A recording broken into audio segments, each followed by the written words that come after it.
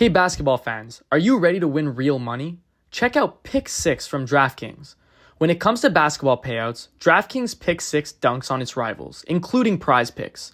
Just select two or more players and choose if they'll have more or less of a stat, like points, rebounds, three-pointers, and more. Pick 6 is available in most states, including California, Texas, Georgia, Missouri, and more. Don't settle for a smaller payout. Switch to Pick 6 and cash in your basketball knowledge. New players get $50 in Pick 6 credits instantly on just a $5 entry. Download the DraftKings Pick 6 app now and use code THPN. That's code THPN for new customers to play $5, get $50 in Pick 6 credits. Better payouts, bigger wins, only with Pick 6 from DraftKings. The crown is yours.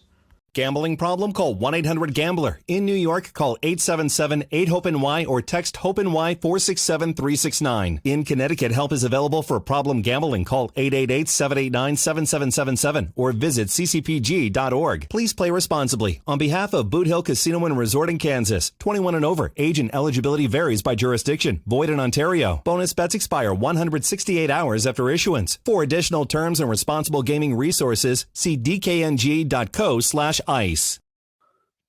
Episode 105 of the Habs Culture Podcast. My name is Justin Schwartz, alongside Liam Baum. Since the last time we spoke, the Canadiens have dropped the first two games of the series, losing game one by a score of 3-2 in overtime after a late third period push by the Canadiens, followed by a game two loss by a score of 3-1 with an empty net goal. The Canadiens pushed really hard in the third period, but unfortunately were faced with the challenge of having to go up against Logan Thompson, who decided to turn into prime Carey Price for the third period. But overall, the Canadiens have not been able to put a 60-minute game together. And as a result, tonight, currently 3:15 p.m. on Friday, April 25th, the Canadiens will be the drop of the puck at the Bell Center for game 3 of the series will be in just under 4 hours. But changes that have been made or presumably will have been made: Arbor Xhekaj in, Jaden Struble out, Patrick Laine out, Oliver Kapanen in.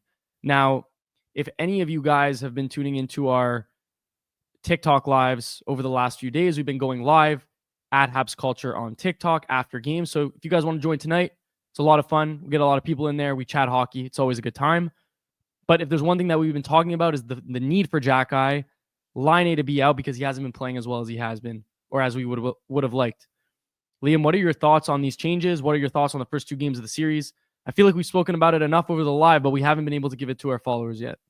Yeah, I think going into the first game, we knew the Canadiens were going to come out maybe a little intimidated and maybe a little nerves and anxiousness was building up. So we saw that in the first period, but I thought they played a good second and then an amazing third, which I thought they would carry into the next game. Obviously, overtime didn't go their way, but they played an overall solid second half of the game. It didn't continue into game two. They had moments where they looked like they were putting in good shifts, but other moments that just didn't go well. And like you mentioned, some of the potential lineup decisions that are going to be happening in this game today. Patrick Laine obviously hasn't been looking like himself recently. Took a interesting hit. He didn't fall on the play, but it looked like it just got him in the wrong spot, and maybe he's injured, but just hasn't been himself recently. We'll see if he's not going to be in the lineup. It's not 100% confirmed yet. Overall, the Canadiens need a win tonight, or this series isn't going to go the way they want it to. Montembeault has been very good, though. That's what I'll say.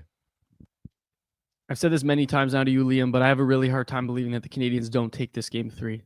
I have a really hard time believing that. I feel like back up against the wall in a must-win situation, to be in that mindset of playing, again, you said it best, but the 7th player on the ice with the Bell Center in the background, having that as on your side is huge. It's huge, and it's honestly a game changer. And despite them going down 2-0, and despite the fact that we said that they played with jitters, I still think it's a very respectable outcome, given that you're going up against the first-seeded Washington Capitals, you end up losing those games by a 1-goal margin in overtime, a 2-goal margin, but let's call it a 1-goal margin based off of the empty net. I mean, I think that they've kept pace. And even though at some points they've been getting outshot and maybe not getting the chances that they would like, the fact that they're holding the Caps to, 2 goals or less, 3 goals or less, and keeping those margins close, I think is pretty impressive in and of itself. And at the end of the day, some of you might say, well, who cares? They didn't win the game. And I agree. But again, the series is not over until you lose at home. And the Canadiens haven't done that yet. So I think it's a wait and see type situation. Yeah. And I mean, going down this roster, this obviously isn't a Stanley Cup winning roster compared to some of the other ones, but we just got to appreciate the fact that this team is putting in work, and they're battling with the first seed Washington Capitals. So this series can take a turn. Being down 2-0, like you said, not at home, losing away games is not the end of the world. They're going to come into the Canadiens barn. It's going to be cinema tonight. We've been saying it. Cinema. It's going to be like the seventh player is on the ice for the Canadiens. The fans are going to be behind them. I agree with you. I think they get this win tonight. The series takes a huge turn after that. And let's say the Canadiens win the next 2, you're going back into Washington. The pressure's on for the Capitals. There's no pressure on for the Canadiens. They succeeded this season already. No matter what the outcome is in this series, they've succeeded. They made the playoffs. They turned this franchise around in such a short period of time. I'm happy with whatever the result is, but obviously a win would mean a lot for this team, a lot for the players, and be something to build on, even for next year. So I'm very happy with the Canadiens. I think there could be a bigger effort, but I'm happy with what we've seen when the Canadiens are playing well. If they can continue playing like that, I think they're going to take the Caps. I was going to ask you too, now that we're kind of operating under the assumption that Line A is not in the lineup, that obviously doesn't only mean something for the 5-on-5 lines, but it does mean something for the power play. Line A usually operating on the left side, that one-timer side. He scored a bunch of goals there this season. He's been very, very effective in that spot. However, as of late, hasn't been getting the shots and the looks that he would have liked, whiffing on pucks, missing the net, etc. Liam, you had mentioned more particularly, and I thought that this was interesting. Logan Thompson, the right catching glove of Logan Thompson might be a cause for concern for the Line A shot, considering that Line A likes to go to the short side. And clearly Logan Thompson, obviously on the glove hand, is stronger on his right side. He's not having an easy time finding the blocker side, which is obviously far side in that case on the one-timer. So now you take Line A out, and again, we're assuming that this is what's happening. For you, is it Caulfield to the left side on the one-timer, and Ivan Demidov gets the bump to PP1 on that right half wall? I think you have to do it at this point. Demidov's your X factor. You got to utilize him. He hasn't been utilized. Obviously, it hasn't been great this series, but you got to look at the players he's playing with. And obviously, we were gassing up the fact that he's going to be able to open up Line A and feed him the puck in all these different situations, but it just hasn't happened. It hasn't worked. And the same thing goes for Newhook. So we're going to see. I mean, we saw line changes last game with Demidov, and I think getting a bump to PP1 might be just the thing we need to see. So maybe that unlocks a new Canadiens motivation. Maybe it sparks something for the Habs that they've just been lacking so far. I'd be very happy to see Demidov on PP1, and I think that power play will get it going again. And with how Caulfield looked on the left side at the end of Game 2, I'm kind of really excited to see what he can do on that left wall. Agreed. I think we saw him thrive there this season for the most part, up until Line A joined and obviously took that power play to a different dimension. But he had been playing in that spot primarily before Line A returned to the lineup. Suzuki obviously on the right half wall, but that's 2 right-hand shots. And I think the fact that you have so many righties on this power play to begin with, you have with Line A in the lineup, you have 4. So, 3, right? Slav is a lefty. Yeah. So now you're going to add another lefty in Demidov, who might not be the biggest threat with his shot, but I think he's a huge threat with his smarts. I wasn't impressed with the way that, I wouldn't say the way he played, but the way that his line played with Line A there. But at the end of Game 2, when Marty shortened the bench and Line A wasn't an option, I really liked Newhook and Demidov's chemistry, and then they added Evans there, which I also thought brought a different dimension. So I think, look, people are ragging on Demidov. more the casual people, more the people that are watching from the outside looking in. And I think that they're saying, well, he hasn't produced a point. He's barely shooting. Demidov's never going to be he's not a play driver. He's not a Nathan McKinnon. He's not a Connor McDavid. He's far from that. He's a guy that plays the game in a patient style, uses his smarts. And I think that we have to realize that who he plays with is going to be a big factor on his success. Not that he's a compliment guy. He's the type of player that makes the players around him better. He's Correct. not going to carry the puck up all alone and create the scoring chance by himself. He's going to open up another player to give them a scoring chance. And you could see it already. His IQ is off the charts, obviously, but he's the guy that's going to open up something for somebody else. And if you don't have those right guys around you or don't have the right chemistry, it doesn't have to be the best player in the world, but it's not going to work out. So we're going to get a taste of it, I think, tonight. And especially in the Bell Center. We keep talking about it, but with the fans behind them, I think it's going to bring a spark that the Canadiens really do need. Now I have a question for you. I might be putting you on the spot a little bit here. We talked a bit about it over the last few days, but always interesting. I wanted you to give me your top 5 players in the series so far from both sides. So it could be, the list will be a mix of the Canadiens and the Caps. And I also wanted you to give me, if you can, name the 5 worst players in the series so far. And that could be a little bit more Canadiens focused, just so we could touch on some of those guys. Yeah. I mean, right off the bat, I don't know if I have a specific order, but Logan Thompson, statistically, visually, watching the game, you can see he's the difference maker right now. He's the reason why the Canadiens haven't scored. So I'm probably going to have Logan Thompson at 1. And you know what? I'm going to shout out Montembeault. He's been standing on his head. Game 1, unreal. Game 2, he's the reason why the Canadiens were still in the game. So both goalies have been outstanding. If you look at the advanced stats, they both have a ridiculous saves goals. What's it called? Saves above expected. Yeah. So their stats have been absolutely unreal. Third, I'm gonna have to go to Washington here. Anthony Beauvillier has been unreal, and I can't believe we're saying this.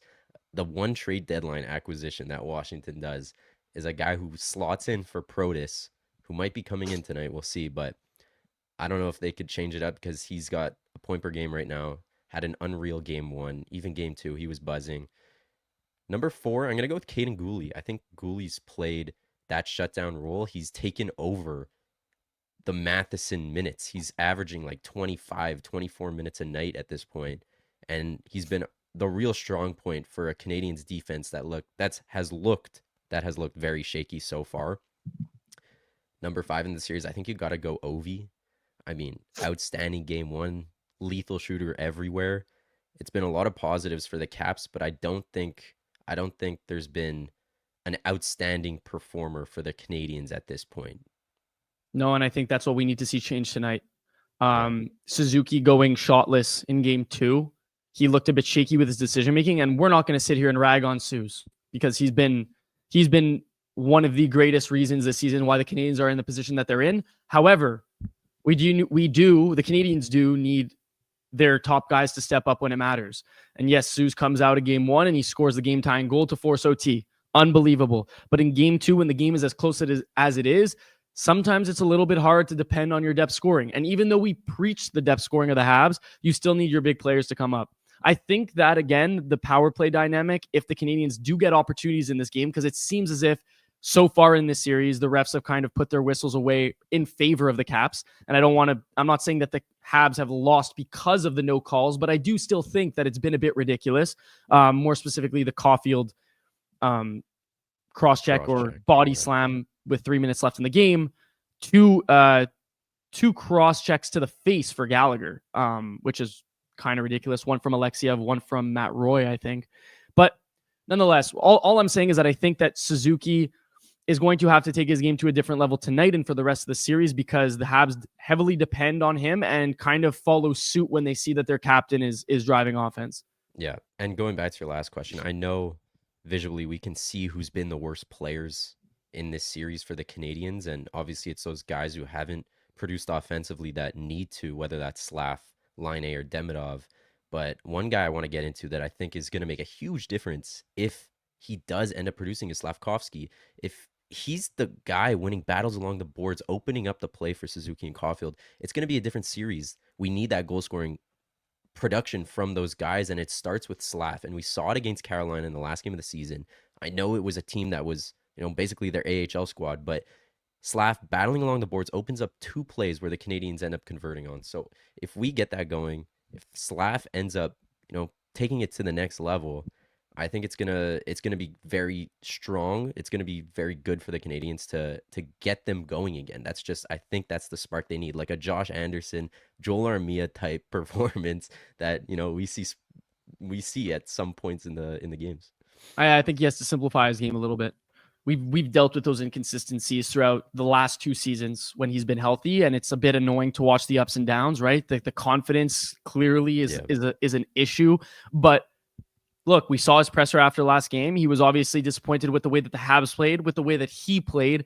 And I think that, again, you even go back to as far as the first game back from the Four Nations when they played the Senators and he scrapped Ridley Gregg. He had a goal. He had a ton of shots and hits. Look, he said himself that he wanted to play more like Brady Tkachuk. And I think there were only a few games after the Four Nations where he actually stuck to that mindset. And I think we need to see that now in a game which, in my opinion, Liam, and I don't think that this is a hot take at all, but I would say that this is do or die. Because if you lose and go down 3-0 and you lose at home, I think, in my opinion, you can confidently say that this series is over because you're not going 4-0 in a row, in my opinion. Especially against a first seed, it's tough. It's just not happening. So give me your predictions tonight. Score, goal scorers, player of the game. Give it all. So I've been big on that fact that I think that the Habs are guaranteed to win this one. Not even from a homer standpoint, not even from I'm not trying to be biased. I genuinely think that the Canadians know what this game means. Therefore, I have them taking this game by a score of 4-2. I'll give it an empty netter. So I think it's going to be tight until the very end. Goal scoring wise, I definitely see Caulfield getting one. I think that he's due. He's had a ton of shots in the last 2 games. I think 8 shots over his last 2 games. So I definitely see him getting one. By the way, top 5 in scoring chances right now in the playoffs. There you go. I think he's doing his job. He's just it's not that he's not finishing. I just think, well, he's not finishing, but it's not for a lack of trying. So I think that it's going to come at one point, and I think it's going to be at home. I do think that the Habs score first tonight. I think that the crowd, fix you coming out of the tunnel, gets the boys pumped up. I think the lineup gets the boys pumped up. I think they get the first goal, and I don't think that they look back. I honestly think that they lead the whole game tonight, pretty much, and I don't think that they're ever trailing in this game. And that's why I have them winning by a score of 4-2. I have Caulfield with a 2-point night, and I have Suzuki with a 2-point night. Tonight, I really like the third line providing depth scoring. Gallagher, Anderson, and Dvorak have all looked very, very strong. Dvorak playing 18 minutes last game. Anderson and Gallagher, you can see them putting in the work. Those are playoff guys. I think they come in tonight. They get a goal. Big for the Canadiens. I'm going to say 3-0 Habs. I like a blanchissage, as they say. No jinx, knock on wood here. Yeah, you can't say if you say it in English, I feel like that. Exactly. Yeah. I like the Canadiens coming out strong, like you said. I think they get that first goal and they don't look back. Give me the Canadiens as well.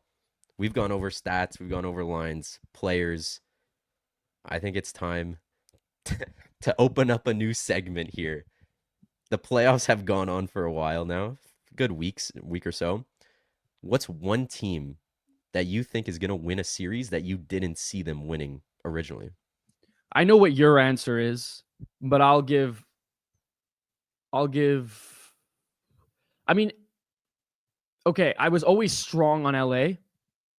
I was always like, I had them winning, but I didn't know that it would be this convincingly. I didn't. No Ekholm and Skinner falling apart. Pickard playing tonight. And what about Evan Bouchard? He actually, without Ekholm, he is a bottom D. And now, Liam, they have him paired with John Klingberg. Yeah. I think that if you're coming down on those 2 guys, if you're like you're licking your chops. Like you're licking your chops. But yeah, no, I did have LA winning the series, but I said to myself, that this is a game, this is inevitably going to 7, right? We said that.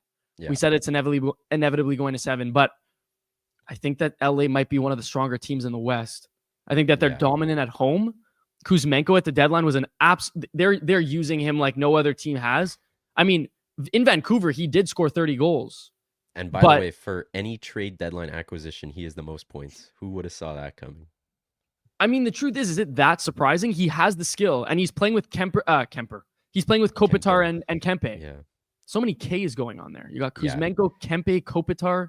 If we're looking Kempe. at some of these, I mean, we might have to get into it, but the trade deadline acquisitions and the positive effects they've had on their teams, I think there's been a solid amount. I mean, not just trade deadline acquisitions, but looking at a guy like Cam Fowler for St. Louis has been unreal.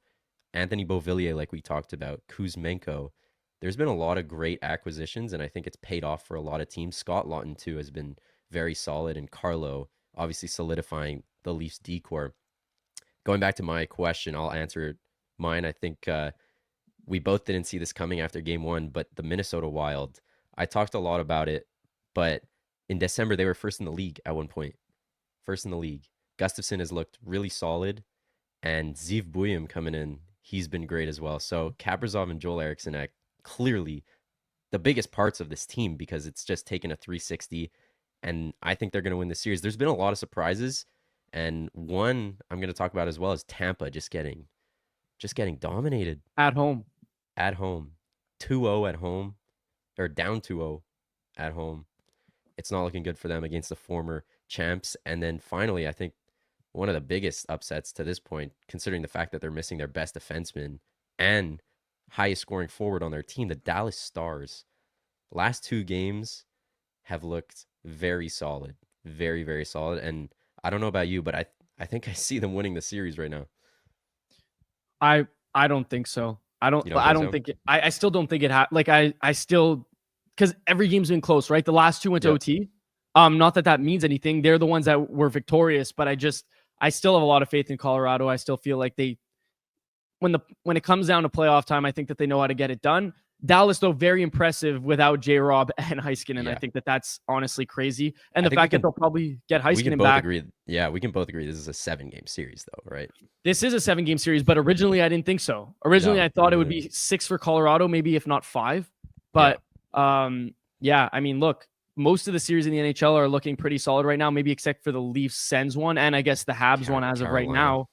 But yeah, and Carolina. But you also have the East has been just a one-team show kind of. It's been one-sided. Yeah, very one-sided. Wait, I just realized there's not a single team in the East. Like every series, the other team doesn't have a win. Yeah. Wow. But also interesting, St. Louis blows out Winnipeg last night at home. Oh, don't remind me. Yeah, blows them out at home. And honestly, I genuinely didn't see that coming. But again, I think that's proof in the pudding of like what we could. I'm not saying to that extent, but what we could see tonight in a sense where exactly. Okay, they've gone down to like they forced OT game 1 right in Winnipeg. Or no, they didn't. Sorry, they just wait. I'm blanking on the timeline. Yeah, but, no, it was like a late goal, a minute left. Right. And then game 2 was a little bit more dominant by Winnipeg in a sense. Yeah. But still, I still think it's a world where, you get your confidence up at home. And I think that's what we should expect for the Canadiens tonight. That's why we have them winning. I was going to ask you one more question to wrap it up. And I think it's really interesting because I saw someone comment this, but I just wish now looking at it, and I give a lot of credit to Kent Hughes and even Nick Suzuki because they disclosed, look, we want to win with this group. We don't want to sell at the deadline. We want to win with this group, and we're going to prove to you why we could still win with this group. But I would have loved to see them, and honestly, it's in hindsight, right? But I would have loved to see them buy a little bit more because you look now and we can nitpick pretty much at every position in this lineup. Despite still liking the players, you could strengthen a lot of positions, whether it's the wing, whether it's the 2C spot. Obviously, it's not going to be a permanent fix, but I don't know. Again, we've talked about this so many times. The fact that they could have had Monahan still, the fact that, Dano used to be a part of this squad, that was more reminiscing. But is there any guy that you kind of wish that they maybe either went after or added, or maybe someone that went to a different team that you would have liked to see them go to Montreal? Yeah, the prices are high at the deadline. And obviously, looking at it now and looking back, maybe we would have wanted the Canadiens to sell at the deadline. They didn't do anything. But looking at it now, we definitely would have wanted them to buy it. And thinking about the potential of the second line center market during the deadline, whether that was Nelson or Granlund, I mean, those two would have been good ads, but I think the price was just too high. I respect Ken Hughes for sticking to the plan. I don't know, like what comes to mind? Maybe even Kuzmenko just to match up with the the Russians together. So I don't know. It's tough to pay a price like that, but looking back at it now, it definitely would have been beneficial for the Canadiens. I don't want to continue to say the same thing, but I still think that like Dylan Cousins would have been perfect for not only this Oh yeah, run but going forward too. And it kind of yeah, sucks that I think the Habs were a little bit passive in this case, especially with the price. I don't think Norris was a huge token, and I think the Habs have way more to offer for a guy like or had a lot more to offer at the time for Dylan Cousins. Clearly, he's fitting in there, and he's been a bulldozer for them. We always knew that he was a gamer. It was just a yeah. question of, is he going to be a gamer in Buffalo? And has Buffalo hasn't made the playoffs in 11 years, 12 years. So obviously there's no chance 14. for him to be. There you go. We're losing track of time. But honestly, it's crazy how long it's been, and there's no purpose, right? So Yeah, anyway, obviously an easy pick now, but definitely interesting. But look, this is what the Habs have on paper. This is what they have on paper. We're gonna see the lines soon, so we'll stay tuned for that because we don't know exactly what they're gonna be just yet. The ins and outs. Obviously, Montembeault is gonna go. He's had like a 920 save percentage through 2 games so far, so he's holding up his end of the bargain. It's a question of if the goal scoring will come, and I think they'll have an easier time at home. yeah. Any last thoughts, Liam? It's gonna be a really good night, I think, for the Canadiens. This is do or die here. So get pumped. The Bell Center is gonna be rocking first playoff game with a full capacity Bell Center since what 2017, I think 2016. It's a good question because it was in 2021. It was never, I guess, technically full It was never capacity, full right? capacity. Not in So 2020, not in 2021. They didn't make the playoffs in 2019, right? Maybe 2018. yeah, 2017 or 18. Yeah, So it's been in 7 years, and we're it's gonna see it actually tonight. it's gonna be buzzing. I'm gonna record. I'll be at the game. I'm gonna record the Fix You intro. I think it's Yeah, honestly, it's one of those post-worthy. moments where I'm always like, do I just enjoy the moment or do I take out my phone? Yeah. But I feel like in that, like I don't. I want to be able to look at that again. Yeah, You you know, need to capture that. You need to capture that. got to. Do you think the atmosphere in the Bell Center is going to be better than it was at the Four Nations tournament? 100%.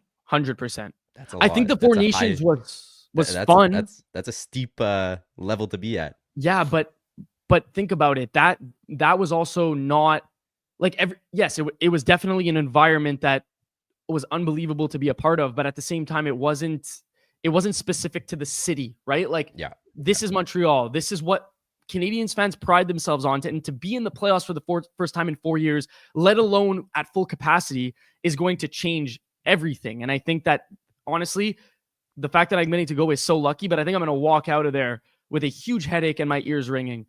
But I think it's going to be well worth it. I think it's going to be a lot of fun. I think whether you're watching at home, at a bar, alone, because that's, Liam, I don't know about you, but if I'm not watching with Habs fans, I don't want to watch with anyone. no, Like you're I damn hate right. I hate it. I hate it. But anyway, I think it's going to be a lot of fun. And like I said at the top, we are planning to go live on TikTok following the game. Don't know how long after the game, but for comments, what you guys think. I think it's going to be go live, win or lose. So Yeah, make sure to tune in at Habs Culture, all one word there. And yeah, that's it. enjoy We'll it. leave it because honestly, game time is in, like I said, almost 3 hours. Yeah, So we'll get this out. We'll let us know what you guys think, and we'll catch you guys next time.